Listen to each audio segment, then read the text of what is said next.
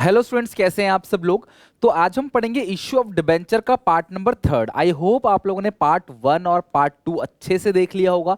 Part 1 के अंदर हमने बेसिक एंट्रीज पढ़ी थी और पार्ट 2 के अंदर हम लोगों ने अदर देन कैश पढ़ा। तो आज हम पढ़ेंगे पार्ट 3 और पार्ट 3 के अंदर एक टॉपिक पढ़ेंगे विच इज इंपॉर्टेंट टॉपिक, जिससे क्वेश्चन आएगा ही आएगा, और वह issue of debenture as a collateral security. तो क्या है issue of debenture as a collateral security, पहले पूरी कहानी समझते हैं फिर एक क्वेश्चन बनाएंगे, बिकॉज इससे क्वेश्चन लिमिटेड है but most of the time paper में ये मीनिंग पूछा गया है कि issue of debenture as a collateral security की मीनिंग क्या है। तो जैसे कि मैंने कहा था कि आप इसमें नोट जरूर मेंटेन करना, तो आई होप आप लोग लिख रहे होगे कॉपी के अंदर। तो यहां से इसको क्लास फटाफट जरा पेस्ट करना चालू करो और सुनते चले जाओ कि issue of debenture as a collateral security है क्या। सुनना मेरी बात। मेरे पास एक मकान है जिसकी कीमत है 10 लाख रुपए मार्केट में, और मैं बैंक से लोन लेने गया 10 लाख का। तो मैं बैंक के पास गया, मैंने कहा देखो बैंक, मुझे 10 लाख का लोन दे दो। तो बैंक ने बोला ठीक है भाई, क्या गिरवी रखोगे। मैंने कहा जी मेरा मकान है, उसे आप गिरवी रख लो। ठीक है, तो बैंक ने बोला ठीक है। मकान की वैल्यूएशन कराई, निकल के आई 10 लाख रुपए। तो बैंक ने कहा कि देखो 10 लाख के मकान पे आपको 10 लाख का लोन तो नहीं मिलेगा, कुछ एडिशनल और आप गिरवी रखो, कुछ और मॉर्गेज रखो एडिशनल। तो मैंने कहा जी एक तो मकान ही मेरे पास और मैं कंपनी हूं और मैं और तो कुछ गिरवी रख नहीं सकता। तो उन्होंने बोला नहीं जी, आप जो है 3 लाख की कोई और प्रॉपर्टी गिरवी रखो, 3 लाख रुपए की कोई और चीज गिरवी रखो, यानी 13 लाख का टोटल आपका मॉर्गेज होगा, तभी हम आपको 10 लाख का लोन दे पाएंगे। मैंने कहा ठीक है, हम एक कंपनी है तो हम अपनी कंपनी के 3 लाख रुपए के डिबेंचर गिरवी रख देते हैं बिल्डिंग के साथ। बिल्डिंग के साथ 3 लाख के डिबेंचर और गिरवी रख देते हैं, और आप हमें क्या कर दो क्लास, सॉरी बैंक, आप हमें लोन दे दो। बैंक ने बोला ठीक है। तो ये जो 3 लाख रुपए की एडिशनल सिक्योरिटी हमने रखी है, 3 लाख रुपए की एडिशनल सिक्योरिटी डिबेंचर्स हमने गिरवी रख दिया, इसी चीज को बोलते हैं इश्यू ऑफ डिबेंचर। यानी हमने कंपनी को हमने बैंक को डिबेंचर इशू किया कोलेट्रल सिक्योरिटी के रूप में, यानी कि एडिशनल सिक्योरिटी के रूप में। अब दो बातें आप ध्यान रखेंगे, हमने बिल्डिंग गिरवी रखी है, बिल्डिंग को उठा के बैंक के पास लेके नहीं गए, बिल्डिंग में हम रह रहे हैं, बस हमने बिल्डिंग कागज को गिरवी रख दिया। और हम 2 मंजिल में रहते हैं, एक में हम रहते हैं, एक में किराएदार रहते हैं। तो उस किराएदार का जो रेंट है वो किराएदार बैंक को रेंट नहीं देगा, रेंट मुझे ही मिलेगा। कहने का मतलब क्या, हम अगर कोई चीज़ गिरवी रख रहे हैं, उससे कोई इनकम आती है तो वो हमारी है, बस वो प्रॉपर्टी गिरवी है। उसी तरीके से सवाल ये है कि सर आपने कंपनी को जो 3 लाख की कंपनी के डिबेंचर गिरवी रख दी, क्या इस पे आपको ब्याज देना है? नहीं, ये तो गिरवी रखा है। हमने कौन सा बैंक को इशू कर दिया, हमने कौन सा बैंक से उधार लिया है, ये तो गिरवी रखा गया है। तो जो debenture as a collateral security bank में गिरवी रखे हैं उस पर हमें कोई भी इंटरेस्ट नहीं देना है। राइट, चलो जरा पढ़ते हैं जरा फटाफट क्या लिखा है हमने। Security given in addition to the primary, primary मतलब प्रिंसिपल सिक्योरिटी, मतलब मेरी बिल्डिंग। तो जो मेरी बिल्डिंग है वो मेरी प्रिंसिपल सिक्योरिटी है, और इस बिल्डिंग के साथ यानी प्रिंसिपल सिक्योरिटी के साथ जो मैंने गिरवी रखा हुआ है, यानी कि सिक्योरिटी जो हमने दे दिया या मॉर्गेज करा लिया प्रिंसिपल सिक्योरिटी के साथ, उसको बोलते हैं कोलेट्रल सिक्योरिटी। और इस टॉपिक में आता है issue of debenture as a collateral security, यानी हमने डिबेंचर्स को इशू किया कोलेट्रल सिक्योरिटी के रूप में, यानी एडिशनल सिक्योरिटी के रूप में। No interest is to be paid for such debentures which were issued as a collateral security. तो जो कोलेट्रल सिक्योरिटी में आपने डिबेंचर इशू कर दिया है, आपको इस पे कोई भी इंटरेस्ट नहीं देना। राइट, चलो तो ये होगी क्लास हमारी सारी की सारी चीजें। तो फटाफट अब चलते हैं इसको बैलेंस शीट में दिखाना कैसे। तो मैं तुम्हें 3 बातें बताऊंगा, 1 2 3। तुम 3 चीजों को याद कर लो, तुम्हारा टॉपिक खत्म हो जाएगा, फिर क्वेश्चन कराऊंगा वो भी कर लोगे आराम से प्यार से। तो सबसे पहले हम जो डिबेंचर को गिरवी रखते हैं, देखो लोन लेने की एंट्री लिखवाने की जरूरत नहीं है, आप जानते हो bank to bank loan, loan लेते हैं तो एंट्री क्या होती है, bank account debit to bank loan account. Debenture जो हम गिरवी रख रहे हैं उसकी एंट्री क्या होती है, debenture suspense account debit 2% debenture. आपने डिबेंचर चैप्टर में अब तक कहीं भी डिबेंचर को डेबिट होते नहीं देखा है, ना ही इश्यू ऑफ डिबेंचर में आप कहीं भी डिबेंचर्स को डेबिट होते देखोगे। हर जगह डिबेंचर क्रेडिट ही होगा क्योंकि डिबेंचर इशू किया जा रहा है। तो 2% डिबेंचर और ऊपर आ जाएगा डिबेंचर सस्पेंस। सर सस्पेंस क्यों है? सस्पेंस इसलिए है क्योंकि हमें नहीं पता कि डिबेंचर किसके होने वाले हैं। अगर हम लोन की रीपेमेंट कर देंगे समय पे तो डिबेंचर हमें वापस मिल जाएंगे, और अगर हम लोन की रीपेमेंट नहीं कर पाएंगे तो बैंक डिबेंचर को रख लेगा, जो गिरवी रखा हुआ है उसे जब्त कर लेगा बैंक, बिल्डिंग भी और डिबेंचर भी। तो डिबेंचर गिरवी रखने की, हमें बिल्डिंग का नहीं करना, हम चैप्टर डिबेंचर पढ़ रहे हैं, डिबेंचर गिरवी रखने की एंट्री होती है debenture suspense account debit 2% debenture. तो पहली दिमाग में आप एंट्री सेट कर लो, क्या, डिबेंचर को गिरवी रखने की एंट्री, जनरल एंट्री क्या होती है, debenture suspense account debit 2% debenture. इतना दिमाग में सेट करो, फटाफट कमेंट सेक्शन में जाओ, लिखो वीडियो के कमेंट में कि इतना एंट्री याद होगी। पहले एक चीज याद रखनी है, टॉपिक खत्म करने के लिए 3 चीजें। पहली चीज, डिबेंचर सस्पेंस 2% डिबेंचर, डिबेंचर को गिरवी रखने की एंट्री, राइट। चलो अब आते हैं दूसरा, इसका बैलेंस शीट में प्रेजेंटेशन कैसे दिखाना है, एक्सट्रैक्ट ऑफ बैलेंस शीट में कैसे दिखाना है। देखो क्या क्या है क्लास, सबसे पहली बात, हम बैंक से लोन लेते हैं, हम डिबेंचर को गिरवी रखते हैं और बन जाता है डिबेंचर सस्पेंस। ये सारी चीजें यानी कि लोन, डिबेंचर, डिबेंचर सस्पेंस, ये तीनों ही चीज जो है वो लाइबिलिटी साइड आता है। आपको बैलेंस शीट का फॉर्मेट अगर याद हो, मैं पूरी बैलेंस शीट नहीं बना रहा, I am just preparing extract of balance sheet. तो यहाँ पे इक्विटी एंड लाइबिलिटी एक साइड है और यहाँ पे आता है नॉन करेंट लाइबिलिटी, ठीक है। इक्विटी एंड लाइबिलिटी में आता है शेयर होल्डर फंड्स, है ना, शेयर होल्डर फंड आता है, और फिर आता है नॉन करेंट लाइबिलिटी, फिर आता है करेंट लाइबिलिटी। तो ये तीनों चीजें चाहे वो लोन हो, जनरली लॉन्ग टर्म के लिए ही मानते हैं लोन, ठीक है, शॉर्ट टर्म के लिए तो शॉर्ट टर्म में आ जाएगा, लोन है, डिबेंचर है, डिबेंचर सस्पेंस है, ये सारी चीजें किसके अंदर आती है क्लास, नॉन करंट लायबिलिटी। और सबहेड क्या है, long term borrowing note number 1। तो आपको बैलेंस शीट का एक्सट्रैक्ट पता होना चाहिए कि इसको बैलेंस शीट में कहां दिखाना, पेपर में ये पूछ सकता है कि इसको बैलेंस शीट में कहां दिखाना है, राइट। तो बैलेंस शीट ऐसा फॉर्मेट बनाओगे, इक्विटी एंड लायबिलिटी हो गया, फिर हो गया नॉन करंट लायबिलिटी, फिर हो गया आपका लॉन्ग टर्म बोरोइंग्स।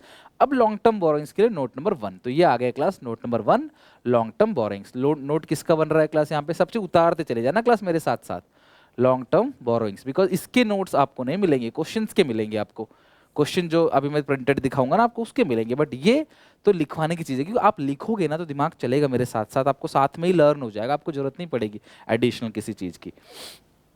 तो लॉन्ग टर्म बोरोइंग्स, इसके अंदर बेसिकली सबसे पहले क्या लिखते हैं, लोन, जो आपने बैंक से लोन लिया है आप वो लिख दोगे, फिर लिखोगे परसेंटेज डिबेंचर, जितने के डिबेंचर गिव रखें, और इसी परसेंटेज डिबेंचर में से तीसरी चीज आप माइनस कर दोगे, डिबेंचर सस्पेंस। ध्यान रखना, पहली चीज जो है वो आपको जनरल एंट्री याद रखनी है, जो क्या थी, debenture suspense account debit 2% debenture. दूसरी चीज बैलेंस शीट में ये कहाँ पे आता है, liability side, equity and liability के अंदर long term non current liability, उसके अंदर लॉन्ग टर्म बोरोइंग्स है। लॉन्ग टर्म बोरोइंग्स में 3 चीजें आप दिखाते हो, सबसे पहली चीज दिखाओगे लोन जो लिया है वो, फिर डिबेंचर सस्पेंस, और उससे फिर डिबेंचर दिखाओगे लॉन्ग टर्म बोरोइंग्स के अंदर, और फिर दिखाओगे डिबेंचर सस्पेंस। एक्चुअली ना डिबेंचर सस्पेंस एक ऐसी चीज है जिसकी बैलेंस शीट में कोई जगह नहीं है, मतलब बैलेंस शीट में कहीं दिखाने लायक नहीं है वो, इसीलिए हम उसे डिबेंचर से माइनस करते हैं एज ए नेगेटिव कंपोनेंट। जैसे लॉस, जैसे प्रिलिमिनरी एक्सपेंसेस, उसे दिखाने की कोई जगह नहीं है बैलेंस शीट में, तो वो नेट प्रॉफिट से माइनस कर दिया जाता है, या फिर आप रिजर्व एंड सरप्लस के अंदर उसे एज ए नेगेटिव कंपोनेंट दिखाते हो। इसी तरीके से डिबेंचर सस्पेंस भी डिबेंचर से माइनस हो जाएगा। तो ये बातें होगी दूसरी। तो पहली बात आपको मैंने सिखाई यहाँ जनरल एंट्री, दूसरी बात अपने बैलेंस शीट में दिखा देगी सर तीनों चीजें लॉन्ग टर्म बोरोइंग्स के अंदर आएंगी, चाहे वो लोन हो, चाहे वो डिबेंचर हो, चाहे सस्पेंस। हालांकि डिबेंचर सस्पेंस डिबेंचर से माइनस हो जाता है, किससे माइनस होता है, डिबेंचर से, लोन से नहीं डिबेंचर से, ठीक है। दूसरी चीज, तीसरी चीज, इसको बनाने के 2 मेथड है, ये आपने ध्यान रखना है। चलो अभी हमारे दिमाग में क्या क्या सेट हो गया जरा मैं यहाँ लिख देता हूँ, फिर मैं आगे काम करूंगा। तो हमारे दिमाग में पहली चीज, हमें जनरल एंट्री पता है, जब डिबेंचर को इशू किया था हमें एंट्री पता है क्या, डिबेंचर सस्पेंस 2% डिबेंचर, ठीक है। दूसरी चीज हमें पता है एक्सट्रैक्ट की हुए बैलेंस शीट में कहाँ पे आता है, तो बताओ कहाँ पे आता है, इक्विटी एंड लायबिलिटी साइड, इसके अंदर आता है non current liability, non current liability में आता है लॉन्ग टर्म बोरोइंग। इसके अंदर आप 3 चीज दिखा देते हो, पहला जो लोन है वो, दूसरा डिबेंचर्स, और तीसरा इसी डिबेंचर में से डिबेंचर सस्पेंस को माइनस कर देते हैं, राइट। तो ये हो गई क्लास सारी की सारी चीजें जो तुम्हें पता होनी चाहिए, जो तुम जानते हो अभी तक तुम्हारे दिमाग में। अब आते हैं इस डिबेंचर सस्पेंस को रिकॉर्ड करने के मेथड्स, ठीक है। मेथड नंबर 1, मेथड नंबर 1, और फिर हम पढ़ेंगे मेथड नंबर 2, मेथड नंबर 1 और मेथड नंबर 2, मेथड नंबर 1 और मेथड नंबर 2। क्या है ये, मेथड नंबर 2 बनाओ मेरे साथ साथ कॉपी में बनाओ, method number 1, method number 2, method number 2।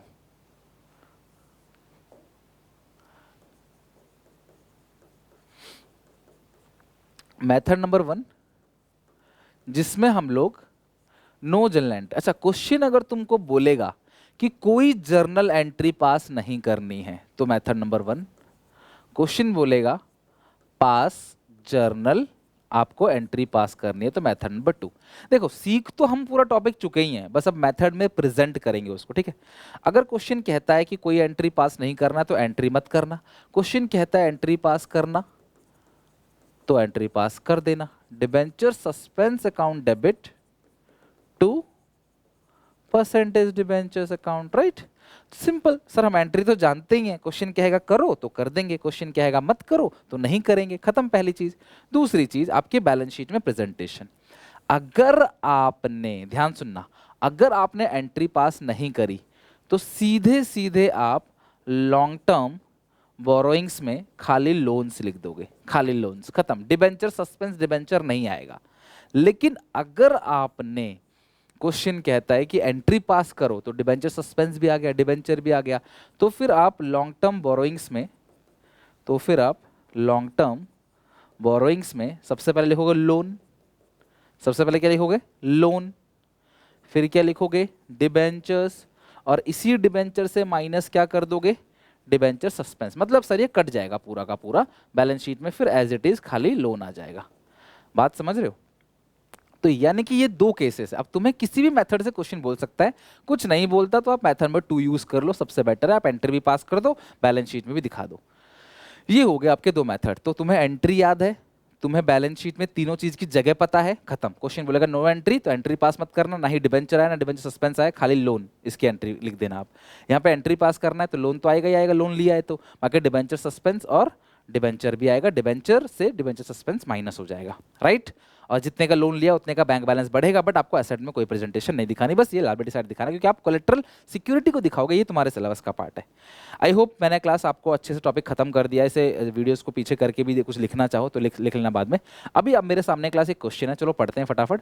X limited ने लोन लिया है 3 लाख रुपए का आईडीबीआई बैंक से, ठीक है, industrial development bank of India IDBI, उससे लोन लिया है 3 लाख का।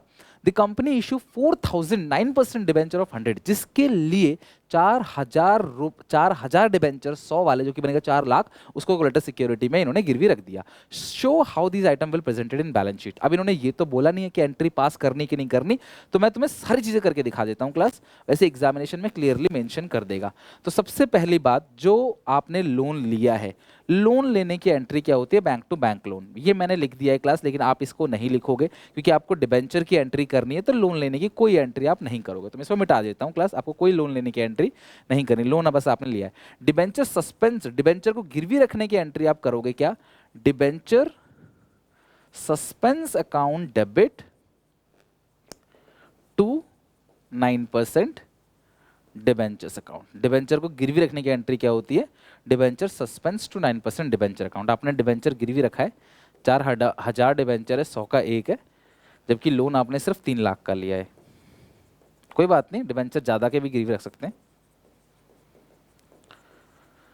Being debenture issued as a collateral security, आप चाहो तो नंबर वगैरह का डिटेल लिख सकते हो कि इतने डिबेंचर इतने का एक है। Being debenture issue as a collateral security, right. अब इसके एक्सट्रैक्ट ऑफ बैलेंस शीट बनाते हैं, right. Extract of balance sheet, extract of balance sheet, जिसकी बैलेंस शीट है वो लिख देना, यहां पे लिख देना long term borrowings, long term, अच्छा पहले नॉन करेंट लायबिलिटी वगैरह लिख लो, चलो पहले वही लिख लो, ठीक है। Extract of balance sheet, extract of balance sheet, notes, amount, particulars, यहां पे लिखोगे equity and liabilities, equity and, मैं अच्छे से दिखा रहा हूं, बस लाइन बेस थोड़ी टेढ़ी बनेगी, कर लेना एडजस्ट इतना। नॉन करेंट लाइबिलिटीज, इसके अंदर आएगा लॉन्ग टर्म बोरोइंग्स, ठीक है। अब इसके सामने नोट नंबर 1, टोटलिंग वोटलिंग कुछ मत करना, यहां आ जाओ notes to accounts, notes to accounts. और जो नोट बन रहा है पहला, वो किसके लिए बन रहा है, लॉन्ग टर्म बोरोइंग्स के लिए। तो जो लॉन्ग टर्म बोरोइंग्स है इसके अंदर सबसे पहली चीज आएगी लोन्स। तो लोन कितना लिया बेटा? 3 लाख का। लोन कितना लिया? 3 लाख का। डिबेंचर कितने के हैं बेटा? डिबेंचर 4 लाख के, ठीक है। इसी 4 लाख में से माइनस कर देना डिबेंचर सस्पेंस, वो भी 4 लाख। तो अल्टीमेटली यही 3 लाख ऊपर चला जाएगा, यानी कि वो तो कैंसिल हो जाना है। मतलब आपका परसेंटेज डिबेंचर और डिबेंचर्स जो है, डिबेंचर सस्पेंस और परसेंट डिबेंचर, ये कैंसिल हो जाना है। मतलब लिखा इतना सारा कुछ है, बट नेट इफेक्ट वही है कि सीधे यहाँ पे लोन आना है। अच्छा, अगर इसी क्वेश्चन में कहता है कि एंट्री नहीं करनी है आपको, तो आप ये चीज नहीं लिखते, बस ये दोनों चीज नहीं लिखते, बाकी सारा सेम, और इधर फिर ये एंट्री भी नहीं होती, थोड़ा काम बच जाता। तो यही टॉपिक है class, issue of debenture as a credit security. मैंने तुम्हें जनरल एंट्री भी सिखा दी, मैंने तुम्हें बैलेंस शीट के अंदर प्रेजेंट करके भी दिखा दिया। तो इस पार्ट में बस इतना ही। तो इसकी प्रैक्टिस क्वेश्चन के अच्छे से कर लेना। आपको क्वेश्चन क्लास ऑलरेडी हो चुका होगा, बट फिर भी इसका क्लास आपको पीडीएफ जो है वो मिल जाएगा एसपीसीसी मोबाइल एप्लीकेशन के अंदर। तो एसपीसीसी ऐप जरूर डाउनलोड कर लेना।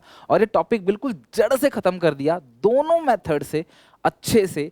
जनरल एंट्री भी याद कर ली, उसकी प्रेजेंटेशन भी देख ली। बैलेंस शीट में लॉन्ग टर्म लायबिलिटी में 3 चीजें आती हैं, राइट। अगर एंट्री के लिए बोलेगा तो एंट्री भी होगी और डिबेंचर सस्पेंस और ये भी दिखाया जाएगा। अगर एंट्री के लिए नहीं बोलता है तो ये पोर्शन हट जाएगा और एंट्री नहीं होगी, खाली लोन बैलेंस शीट में आएगा। I hope. और लोन लॉन्ग टर्म है तो long term borrowing, short term होगा तो short term borrowing. Long term borrowing आता है नॉन करेंट लायबिलिटी में, शॉर्ट टर्म बोरिंग आता है तो करेंट लायबिलिटी में आता है। बस इतना ही है। तो आई होप आप वीडियो को पसंद करोगे, लाइक करोगे, शेयर करोगे इसे अपने सारे क्लासमेट में, कॉमेंट जरूर करना। और अगर आपने चैनल को सब्सक्राइब नहीं किया है तो प्लीज सब्सक्राइब होगा और बेल आइकन दबा देना, घंटा होगा उसे दबा देना, ताकि वीडियो की अपडेट आपको टाइम पे मिलती रहे। Take care, bye bye. मिलते हैं नेक्स्ट वीडियो में नए पार्ट के साथ। Okay, take care.